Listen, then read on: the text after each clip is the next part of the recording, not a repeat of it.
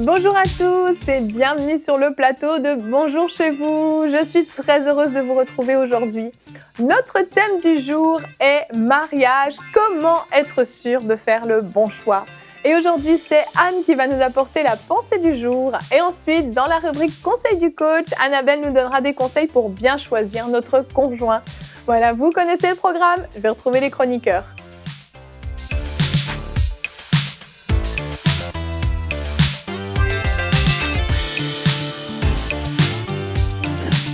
Bonjour à tous.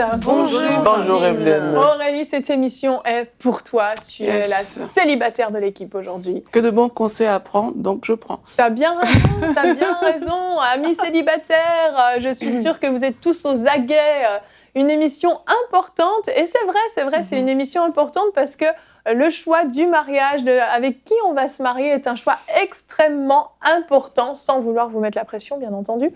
Et si vous n'êtes pas célibataire, vous êtes marié, vous êtes heureux, vous avez trouvé la personne parfaite, cette émission est pour vous quand même. Il y a beaucoup de jeunes, peut-être même vos enfants, qui ont besoin d'être conseillés, d'être encouragés. Donc, ne changez pas de chaîne, n'allez pas écouter autre chose. Je pense que vous allez recevoir des bons conseils qui s'appliquent vraiment à tout le monde. Donc, est-ce que vous êtes prêts pour commencer ce marathon? Je ne sais pas si j'ai fait le bon choix d'être ici. J'avais peur, j'ai cru que tu allais dire, je ne sais pas si j'ai fait le bon choix avec ma femme Nadia. Non, glory to God. Allez, Pas du tout. une déclaration pour Nadia. Alléluia, Nadia, tu es merveilleuse. Oh, c'est beau. Allez, on commence tout de suite avec la pensée du jour.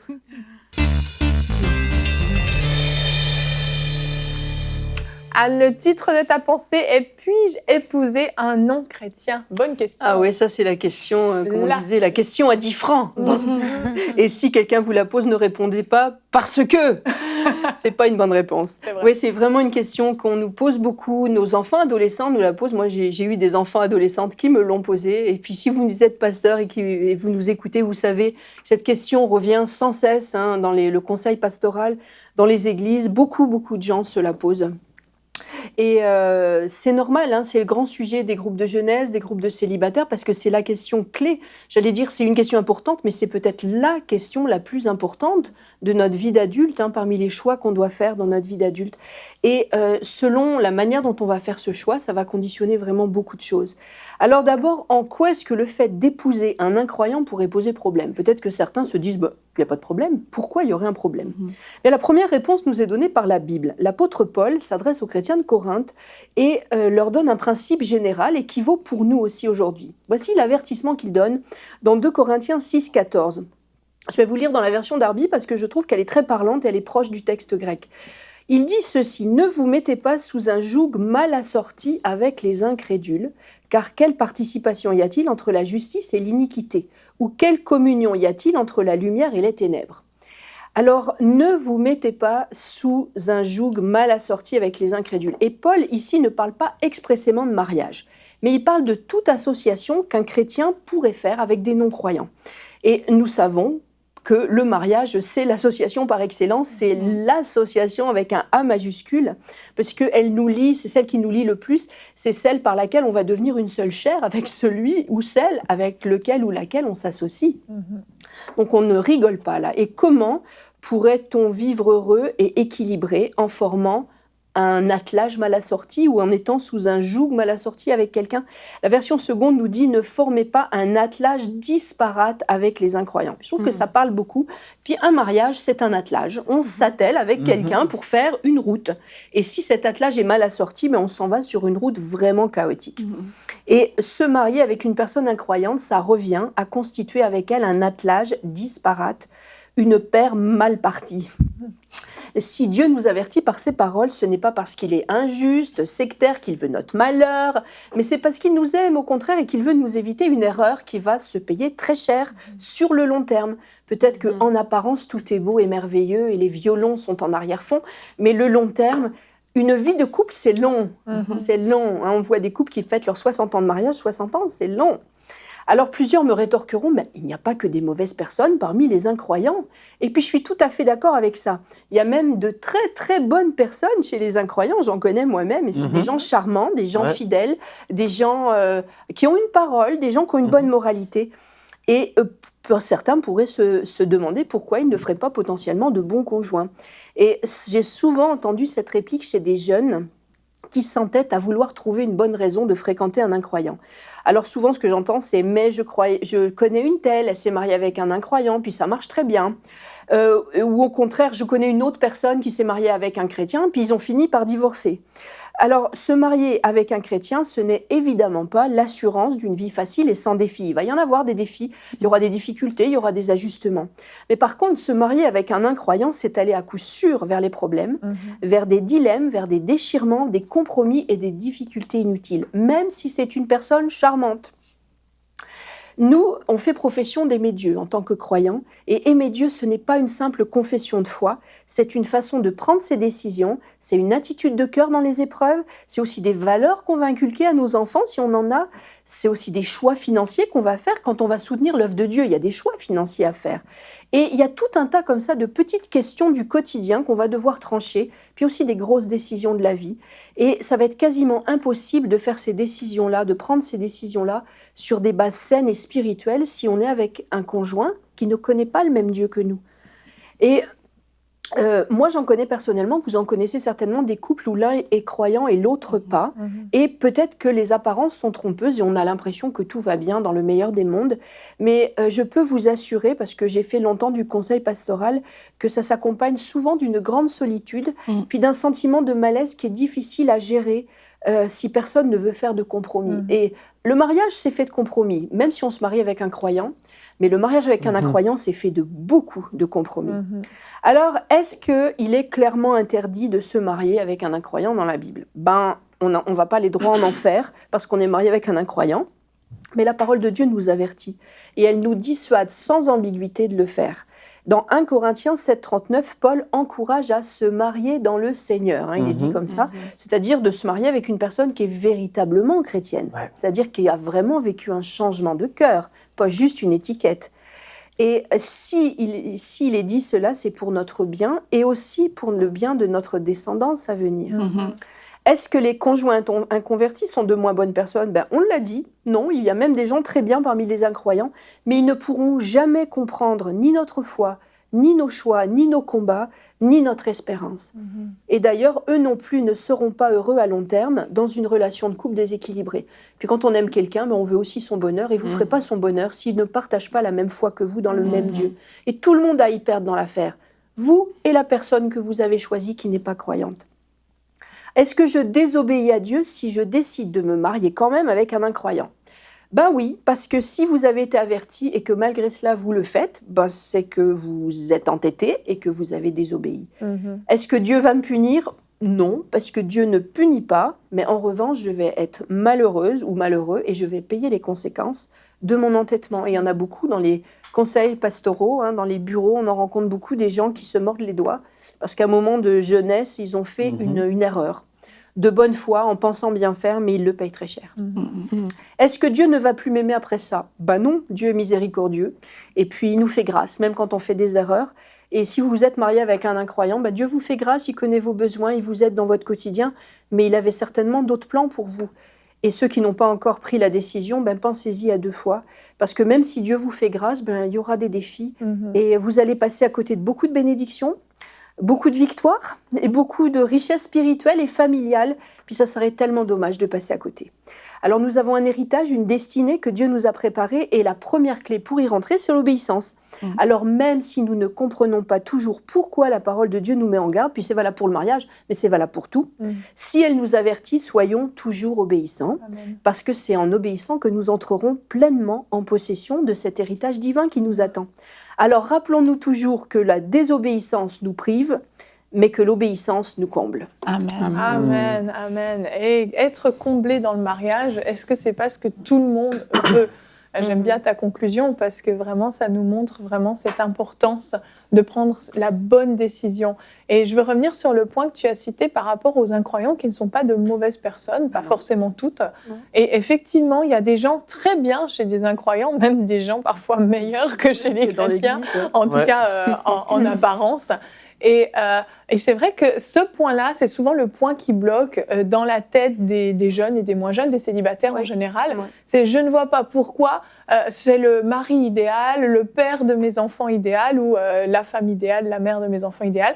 Et on ne comprend pas, on se dit il est comme ci, elle est comme ça, etc. Puis c'est vrai que tout ça, c'est des points importants. Il faut avoir des gens qui vont nous respecter, qui vont nous aimer, qui vont prendre soin de nous, qui vont être de bons parents. C'est des points très importants.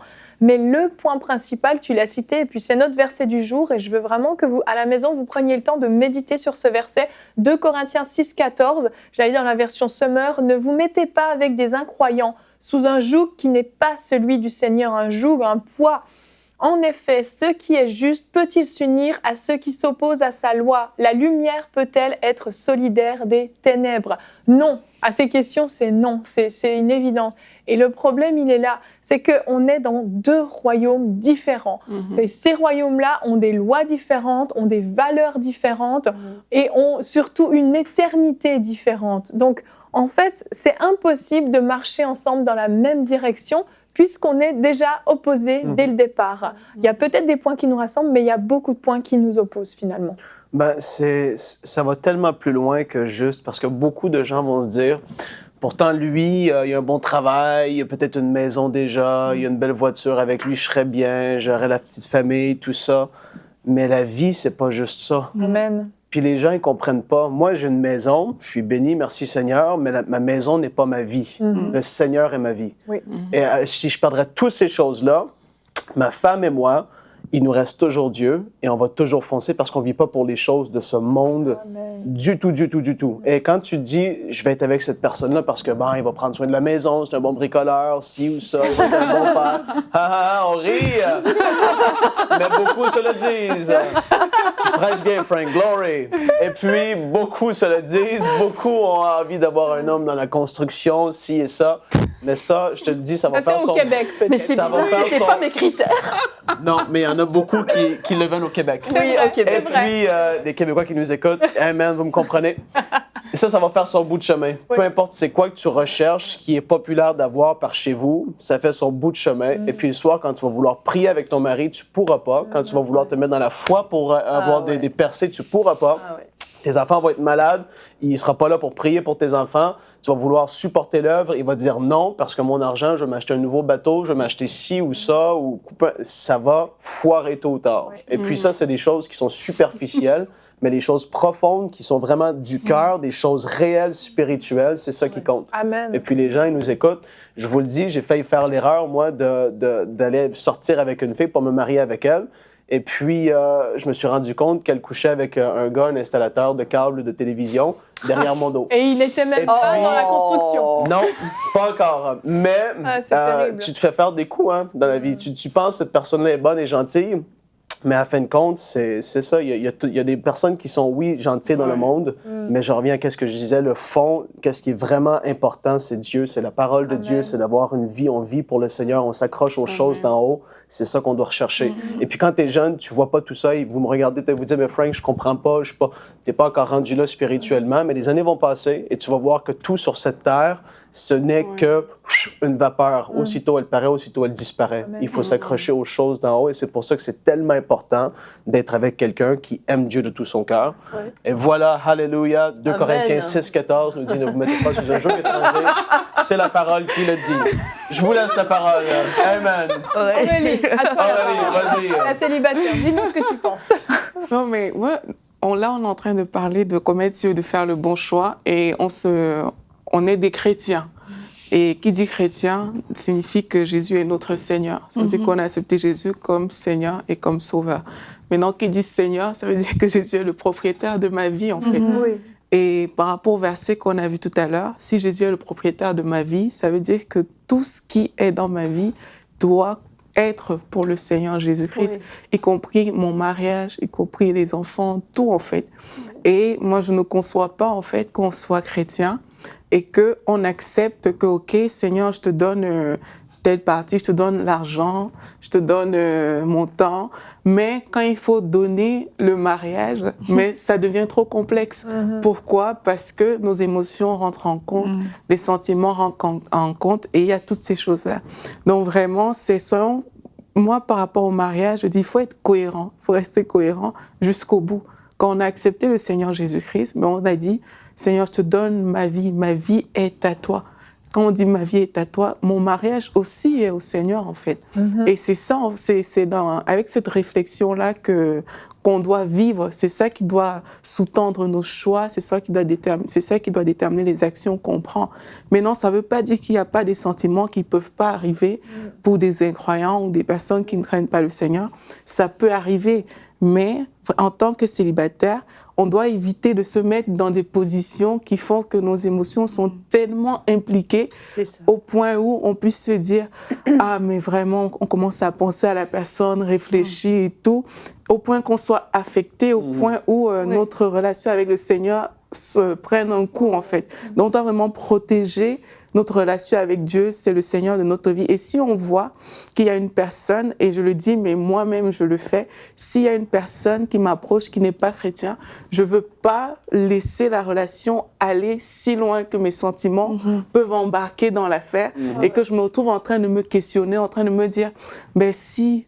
Et tout, non, c'est vraiment protéger la relation qu'on a avec le Seigneur et c'est ça qui détermine nos choix futurs. Amen. Et puis je pense qu'on peut aussi systématiquement prier en disant, si on commence à voir même l'embryon d'un sentiment pour quelqu'un qui n'est pas converti, et qu'on est célibataire, évidemment, et même encore plus, plus forte raison si on est marié. C'est un autre thème. Mais oui. Dans un autre thème, mais vraiment, on a le pouvoir sur cet attachement-là. Et quand c'est un embryon, c'est beaucoup plus facile à déraciner quand ça a pris trop de place. Quand ça commence à occuper nos pensées et à nous mener, là, c'est déjà tard. C'est vrai. Donc, dès qu'il y a un tout petit embryon, de dire « Seigneur, débarrasse-moi de ces pensées-là ». Et prendre autorité sur nos pensées, on a le pouvoir de le faire et de dire je refuse ces pensées-là. Ça, c'est pas pour moi, je le refuse. Puis si on a un attachement pour quelqu'un et qu'on n'est pas sûr que ce soit la volonté de Dieu, parce que c'est peut-être un chrétien un peu bancal, ou je sais pas, une raison ou une autre, de dire bah, Seigneur, si tu n'approuves pas ce choix-là, enlève-le-moi du cœur tout de suite, s'il te plaît. Puis c'est une prière qui est gagnante. Amen. Amen. À la maison, j'ai l'impression que je ressens vraiment, il y a en tout cas une personne, il y en a peut-être plusieurs, mais en tout cas une personne qui est vraiment en train de résister par rapport à ce qu'on est en train de dire. Tu sais que c'est la vérité, tu sais que c'est ce que tu dois faire, que tu dois couper cette relation, mais tu es en train de résister, tu es en train de négocier, en train de dire oui, mais je vais l'amener au Seigneur, oui, mais si, oui, mais ça, puis finalement, tu négocies, arrête de négocier tout de suite. Vraiment, je te le dis et je te le dis d'expérience. Ce qu'on est en train de dire, c'est ce que la parole de Dieu dit et c'est ce que Dieu veut pour ta vie. Dieu a le meilleur pour toi. Donc, n'aie pas peur de couper cette relation. Peut-être que tu réussiras à amener cette personne au Seigneur, c'est possible, mais tu ne dois pas t'engager dans une relation avant qu'elle soit venue au Seigneur et avant d'être certain et certaine que c'est une vraie conversion et que c'est un vrai salut. Donc, vraiment, prends ces paroles pour toi si tu nous écoutes maintenant. Et Annabelle va nous donner d'autres conseils maintenant. Annabelle, t'es prête? Prête. On va passer à la rubrique conseil du coach. Et on continue avec la rubrique conseil du coach. Annabelle, tu vas nous dire comment savoir si c'est la bonne personne. Donc, tu t'adresses aux célibataires, mais à ceux aussi qui ont déjà commencé une relation. Tu te demandes, est-ce que je suis en train de me planter complètement ou pas? Tu peux m'appeler coach Annabelle, par contre. Coach Annabelle, t'aimerais bien? Ouais, j'aimerais bien. T'aimerais qu'on te mette une étiquette sur le front coach? Oui. Tu vas tout de suite, je suis dedans. Est-ce que je dois me mettre au garde à vous? Oui, si tu veux. Alors, Coach Annabelle, dis-nous tout. Je vais vraiment taper comme ça. Comment savoir si c'est la bonne personne? Sérieux, c'est tellement une grande question. Et quand on commence une relation ou quand on est même dans une relation, quasiment tous les couples que j'ai rencontrés, ils se sont posés des questions. Il y a eu les moments de panique, les moments de doute. Est-ce que je suis en train de me tromper? Est-ce que je suis en train de faire la plus grosse erreur de ma vie, etc. Et on va voir dans un des points d'ailleurs que la panique n'est pas vraiment notre amie. Mais pour commencer, en fait, j'aimerais lire le verset dans 1 Corinthiens 7,39 qui nous dit... c'est Paul qui parle aux femmes. Si son mari est mort, elle est libre de se remarier avec qui elle veut, à condition, bien entendu, que ce soit avec un chrétien. Voilà. À condition, bien entendu, que ce soit avec un chrétien. C'est la version Summer qui est super simple à comprendre.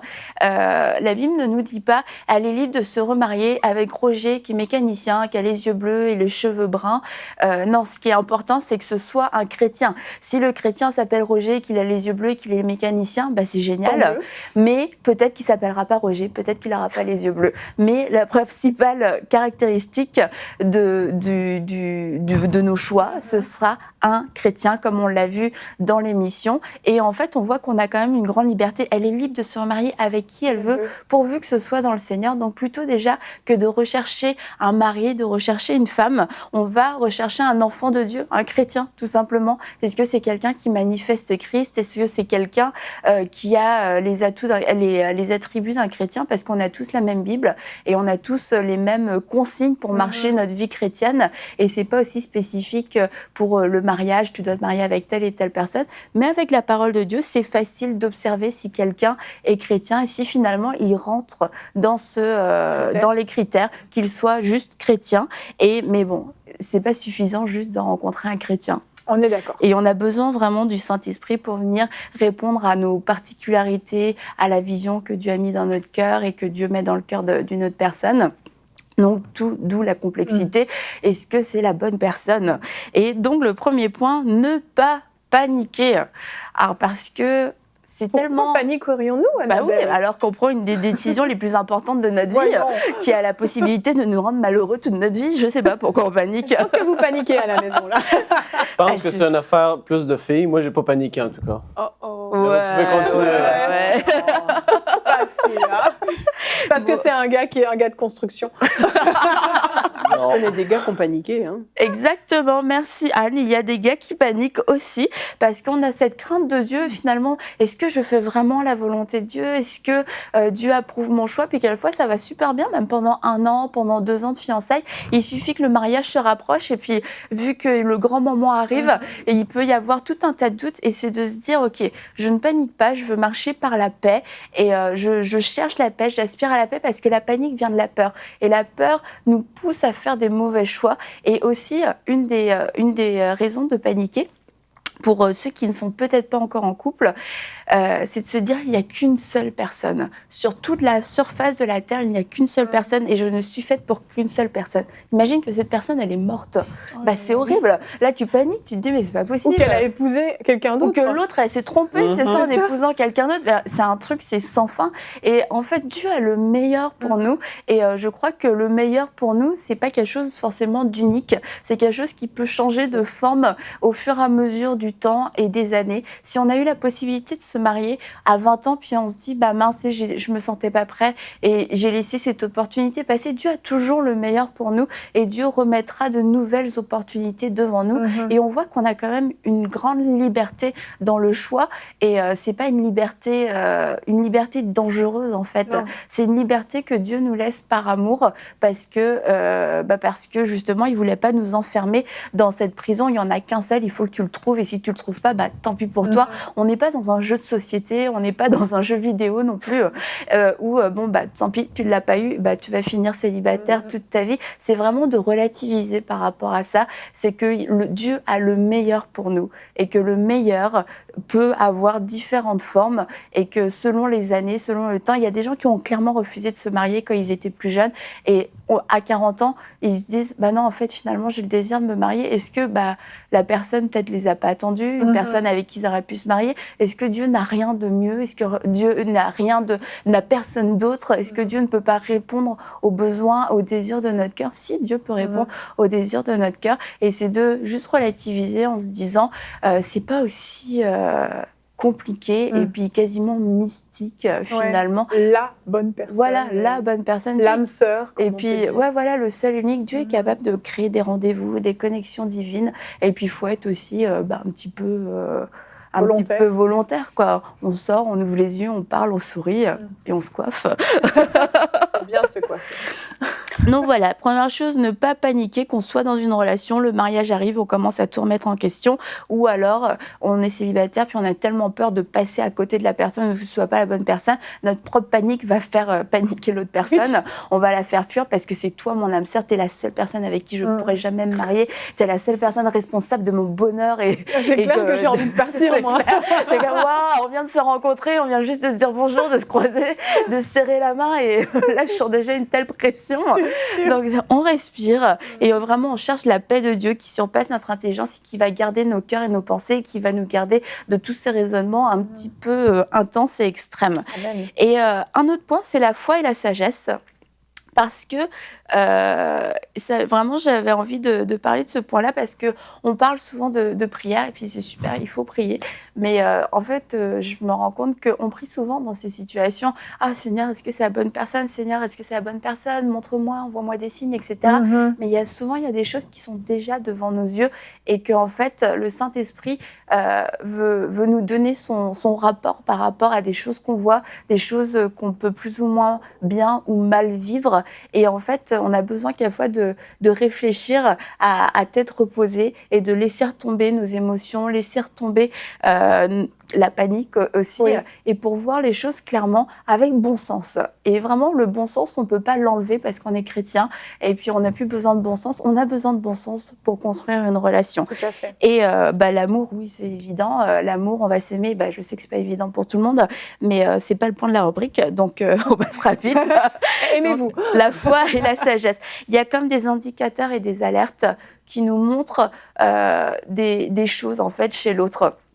Et il va falloir se poser juste les bonnes questions. Et par exemple, quelqu'un qui n'a pas de travail. Je suis avec quelqu'un qui n'a pas de travail et ça fait 1 an qu'il n'a pas de travail. Ça m'embête qu'il n'ait pas de travail. Pourquoi est-ce qu'il n'a pas de travail? Est-ce qu'il n'a pas de travail? Ah, parce que non, le monde ne me mérite pas, aucune société ne me mérite, etc. Et puis, on se dirige vers le mariage et puis on voit une personne qui n'est pas responsable, qui n'est pas volontaire pour travailler. Est-ce que ça me convient? Est-ce que c'est quelque chose qui va pouvoir fonctionner? Est-ce qu'au-delà de nos bons moments qu'on a pu passer ensemble, est-ce que c'est quelque chose qui va me plaire à long terme, qu'il n'ait pas de travail? Parce que ça n'a rien à voir avec le fait qu'on soit ensemble ou qu'on ne soit pas ensemble. C'est juste que cette personne-là, peut-être, n'aime pas travailler. Après, oui. Le fait de ne pas avoir de travail, quelquefois, c'est plus les familles qui vont dire il n'a pas de travail, elle n'a pas de travail, pas de situation, pas de diplôme, etc. C'est pas non plus une interdiction formelle, c'est juste de savoir le pourquoi du pourquoi. Le cœur de la personne, travail, en fait. Mais la personne, elle se lève tous les jours à 6 heures, elle va déposer des CV, elle passe des appels, elle prend des petites missions intérim pour pouvoir avoir de l'argent, payer ses factures, etc. Être autonome, puis en même temps,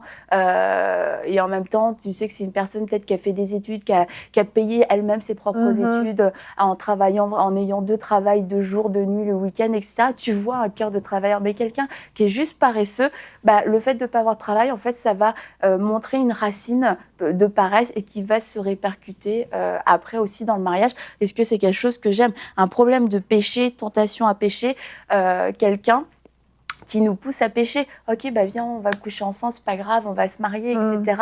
Et puis toi, t'es tout le temps... Et ça crée un malaise, forcément. Et normalement, on est un couple chrétien, on doit s'attirer vers les choses d'en haut, aspirer vers les choses d'en haut. S'il y en a un qui est plus faible, c'est comme non, faut qu'on résiste. Jeûnons, écartons-nous, appelons un frère, une sœur. C'est vrai, c'est bien ça, c'est bien. Et là, il y en a qui se disent, Annabelle, mais dans quel monde tu vis? Dans un monde où on fuit le péché, voilà.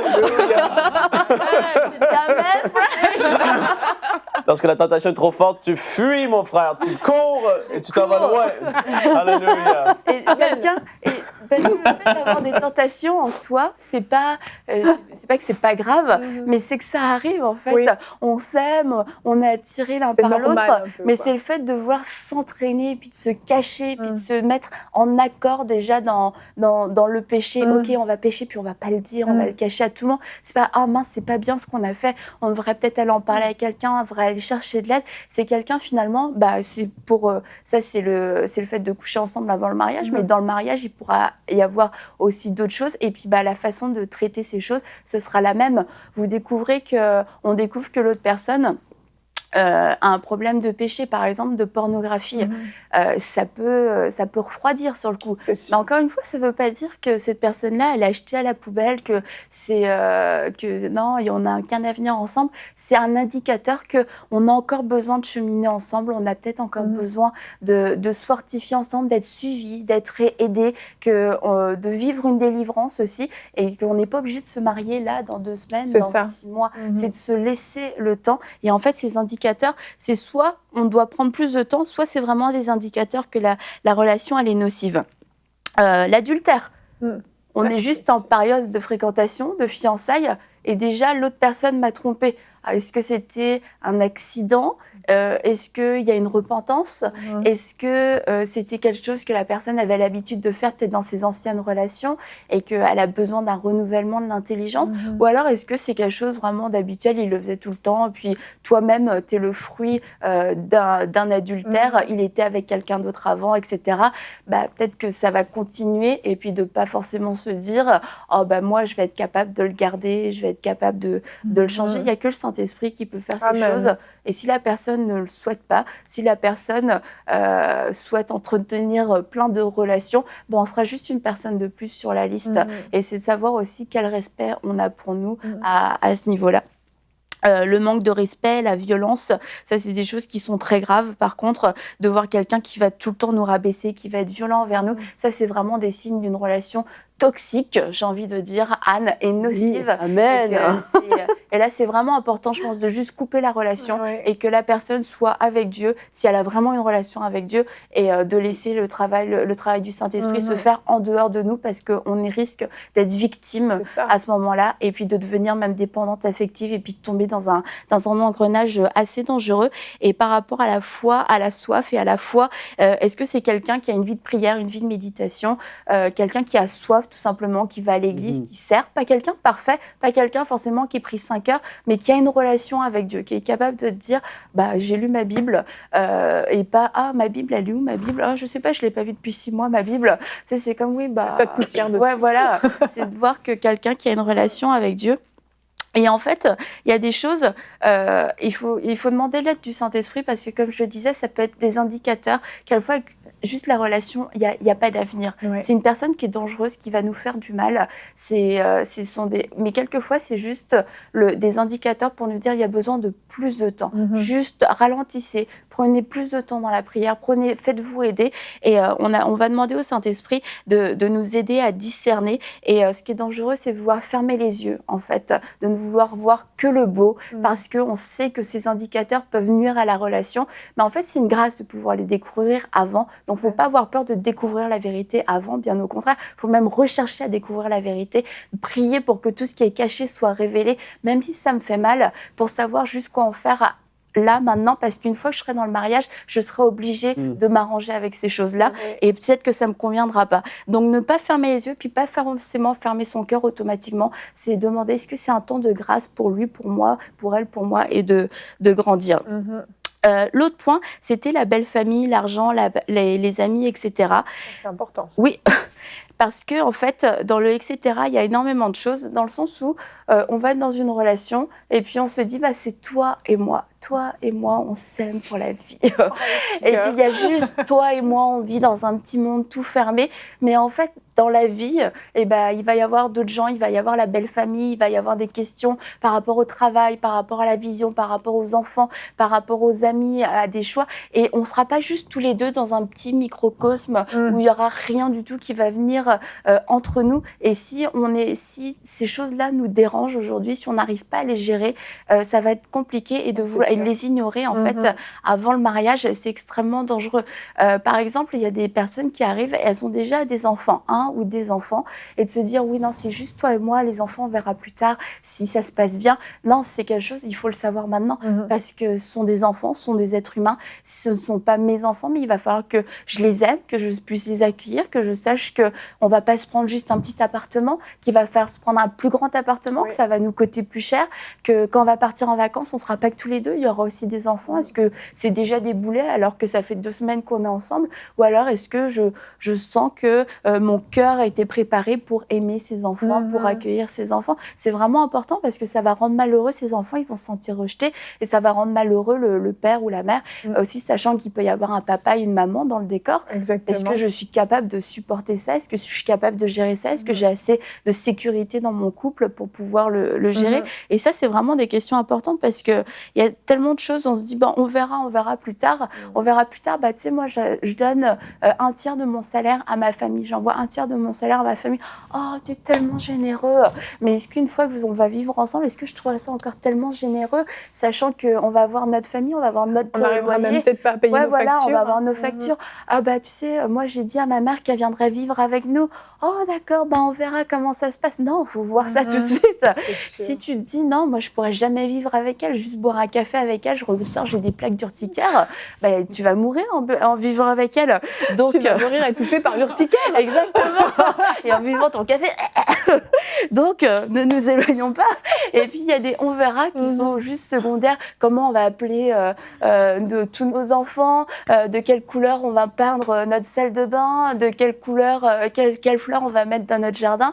Puis ça, c'est surtout les filles qui veulent vraiment avoir des réponses. Et puis, elles peuvent faire peur à l'autre aussi. Ça, c'est vraiment des on verra secondaires, mais ça fait rêver sur le couple. Et du coup, les on verra vraiment importants et capitaux, ça passe à la trappe parce que, oh non, ça c'est trop compliqué, j'ai pas envie de réfléchir à ça. Il faut vraiment y réfléchir. Oui. Et dernière chose, c'est arrives-tu à te projeter? C'est ça parce qu'on est là en train de vivre un bon moment ensemble, ça se passe bien, on vient de se rencontrer ou ça fait un moment. Mais est-ce que j'arrive à me projeter? C'est pas un couple, c'est pas l'histoire d'un moment, c'est l'histoire d'une vie. On construit un avenir ensemble. Et si j'arrive pas à m'imaginer un avenir avec l'autre personne, ça pose un problème. Tu sais, oui, on passe un bon moment, c'est cool d'aller au cinéma, c'est cool de marcher ensemble. Mais c'est vrai que quand je me projette, je me dis, qu'est-ce qu'on va faire de notre vie? Il n'a pas d'ambition, elle n'a pas les mêmes rêves que moi. C'est cool, tu vois, là, parce que c'est chouette de rien faire, entre guillemets. Mais moi, j'aime voyager, j'aime l'aventure, je vais m'ennuyer.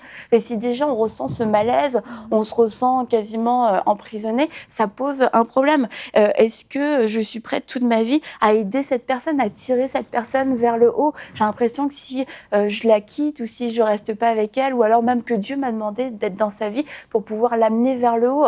Et c'est super, tu te sens comme un super pasteur, tu te sens comme la personne qui l'aide à s'approcher de Dieu, mais est-ce que tu es prêt à faire ça toute ta vie, à tirer cette personne vers le haut? Ok, go, on va à l'église, ok, go, on lit notre Bible, ok. Est-ce que vraiment tu veux faire ça toute ta vie? Est-ce que tu te sens la personne qui est en train de guérir son cœur? Est-ce que tu veux guérir son cœur, guérir son âme toute ta vie, être constamment là en train de le réconforter, de le rassurer, etc., etc.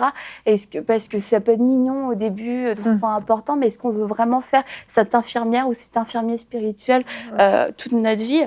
Et puis tout simplement, si on a un malaise, on est comme presque dégoûté de l'autre personne. C'est comme c'est pas bon signe, ça. Ouais, voilà. Ça veut pas dire que l'autre est pas bien et qu'à fond on peut se sentir mal en fait de penser ça. C'est juste que c'est pas notre goût, c'est pas pour nous. Et c'est pour ça qu'il y a ce malaise, c'est pour ça qu'il y a quasiment ce dégoût. Vous êtes 2 bonnes personnes, mais c'est juste ensemble, ça va pas. Et quelquefois, il y a des mélanges qu'il faut pas faire. Par exemple, le bicarbonate de soude et le vinaigre, faut pas les mélanger, c'est dangereux, ça peut exploser. Et pourtant, c'est deux... Moi, j'en mets souvent dans le trou de mon évier pour enlever les mauvaises odeurs. Pourtant, c'est 2 produits ménagers extrêmement c'est vrai que puissants, mais ensemble, ça peut être dangereux. Et il y a des mélanges qu'on ne peut pas faire. Et il y a des couples, ces 2 mélanges, ça ferait un mélange dangereux et qu'il faut éviter, qu'il ne faut pas faire. Et ça ne veut pas dire que l'un est moins bon que l'autre, mais ça veut dire juste qu'il n'y a peut-être pas de compatibilité. Je sens que tu as beaucoup aimé mon exemple. J'ai un autre exemple, mais je suis pas obligé. C'est du chlore et du lait, on faisait des bombes de chlore. Puis ça peut... voilà, exactement. Ça peut sauter. Donc, n'essayez pas à la maison. On ne veut pas se marier à quelqu'un qui est parfait et on n'attend pas nous-mêmes d'être parfaits pour se marier, mais le mariage doit rendre heureux. Et si déjà aujourd'hui, dans le début de ces fréquentations, dans mes fiançailles, je ne suis pas heureux et l'autre personne n'est pas heureux, il faut vraiment se poser des questions et puis savoir obéir et se soumettre au Saint-Esprit, et particulièrement si la relation est vraiment nocive et dangereuse et qu'elle nous éloigne du Seigneur, ça va créer un problème parce qu'on n'est pas né, on n'est pas créé pour le mariage, mais le mariage fait partie de notre destinée. Et si le mariage compromet notre destinée, ça veut dire qu'il y a un problème dans notre choix. Exactement. Merci, coach Annabelle. Bravo, Annabelle. Bravo. Ce que j'aime dans ce que tu dis, c'est qu'on voit qu'il y a un jeu entre guillemets, de sagesse. On n'est pas là toujours à être que dans le spirituel, à justement chercher des signes, etc.